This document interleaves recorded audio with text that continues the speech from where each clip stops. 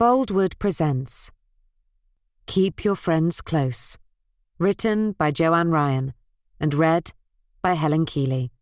The moral right of the author has been asserted. This performance is owned by Boldwood. Prologue. It's the black, unruly curls that first catch my eye. I stop and watch as he weaves his way through the throng of people. Marco. He has the same tall, muscular body, but more than that, it's the walk. The confident stride, the almost regal way he holds his head, as if he's the most important person in the world. Which he was for me, for a while. But it can't be Marco. It's impossible. Because he's dead. I know he's dead. Because I killed him. Chapter 1. 8 months ago. The explosion is so loud that it makes my ears ring. I look around the apartment in confusion, expecting to see the windows blown out and debris everywhere. But there's nothing. The room looks exactly as it did when I arrived here. The same blonde furniture and bland decor, beige and minimalist, a typical rental. There's a weird smell in the air that makes me think of bonfire night. But I don't think it's fireworks. I look down at my hand and realize where the noise came from. But what I see doesn't make any sense because my brain is refusing to function. My head feels clouded and fuzzy, as if I have cotton wool in my ears. Something has happened. I have done something bad. Very bad. Marco was shouting at me. I remember that much. On and on and on, and I pushed the memory of it away because the things he said hurt, and I don't want to think about them. He wouldn't stop, and I just wanted him to shut up. Shut up! He laughed at me and called me names. Vile names and insults that soon turned to pushing and shoving.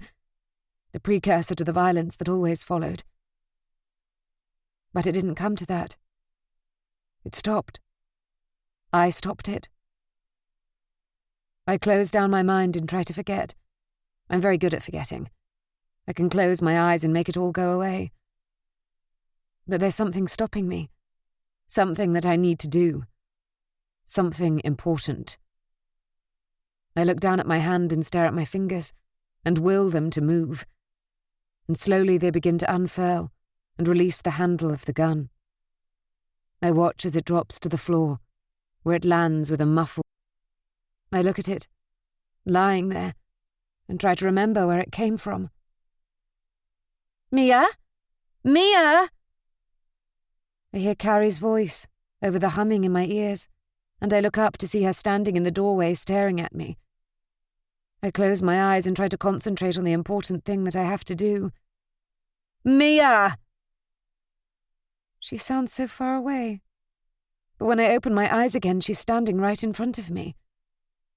Where did she come from?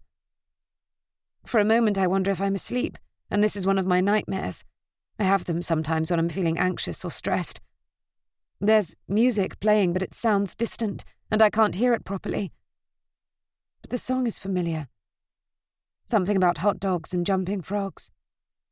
A memory pushes its way through the fog in my brain, but disappears before I can grasp hold of it.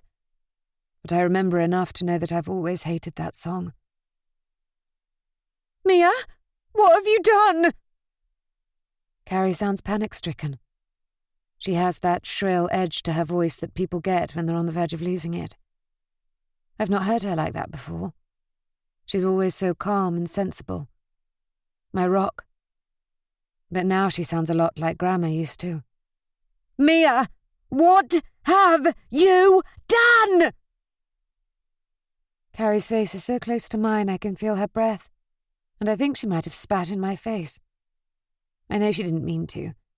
Her eyes are wide and her mouth has gone all slack like a rubber band, as if she doesn't know whether to laugh or cry. I'm not sure, I managed to say. Something bad, I think. I'm having difficulty forming the words, and they come out slowly. My mouth feels as if it's full of something. Cotton wool, It's spread from my brain to my mouth. The thought of it makes me feel sick, and I retch, tasting red wine. Oh my God, Mia, he's dead! Carrie's no longer in front of me. Now she's on the other side of the room and she's kneeling down, leaning over something. Someone. Marco. After a while, she looks up at me and slowly shakes her head. I want to tell her to leave him, that I need her more than he does. But my mouth has stopped working again. She should be with me. Come to me, Carrie. Come and help me, I implore silently. Put me first, like you always do. She starts to cry, with loud sobs that echo around the room. And I want her to stop. She's mumbling, "Jesus," repeatedly. But it's too much effort to even try to form the words. A memory of grammar swims into my head. You'll go too far one day, Mia, and then what will you do? She used to say it to me all the time. What if today is that day? I think it is. Carrie's here. I feel the warmth of her arms around me, and I'm so relieved I melt into her and know that everything is going to be okay. She shouldn't have left me on my own. Carrie's been my best friend forever, and she always looks after me. She's whispering that we have to go, and she's trying to lead me towards the door. I don't know why she's whispering, because there's no one else around to hear her. My legs feel wobbly, and I don't know if I can move them. I try to wrap my arms around Carrie to climb onto her, but my arms flap around uselessly like a seal's flippers, unwilling to do as they're bid. It's as if they're made of jelly. Jelly arms and legs. A laugh bubbles up inside me because it's funny. So funny. Or maybe I'm hysterical. I think I'm hysterical. We stop after only a few wobbly steps, and Carrie lowers me down onto the sofa, and the relief at no longer having to stand up is immense. I flop backwards and close my eyes and feel the cushion shift as Carrie sits down next to me. We'll rest for a moment, let you get over the shock. We sit silently for minutes. Or maybe it's hours. What happened, Mia? Carrie says. Can you tell me what happened? Where did the gun come from? I open my eyes and stare at her. The light is fading now. The night drawing in so rapidly, but it's too early. Much too early for it to be dark. I want to go to sleep. I need to go to sleep. It's going to be all right, Mia, Carrie whispers. Everything's going to be all right. I'll make everything all right, I promise. I want so badly to believe her. But I know the truth. I know that this time it's never going to be all right. This time, I've gone too far. Chapter 2. Now. What do you think? Too much? I give a little twirl and watch Carrie's face. Stop fishing. You know you never look less than perfect, unlike me.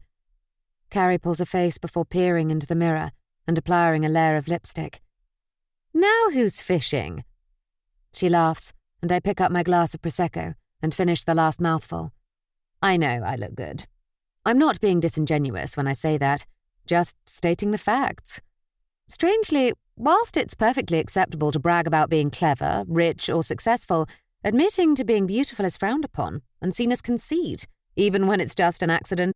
I'm constantly judged on how I look by others. Yet I'm supposed to pretend that I'm oblivious to my appearance.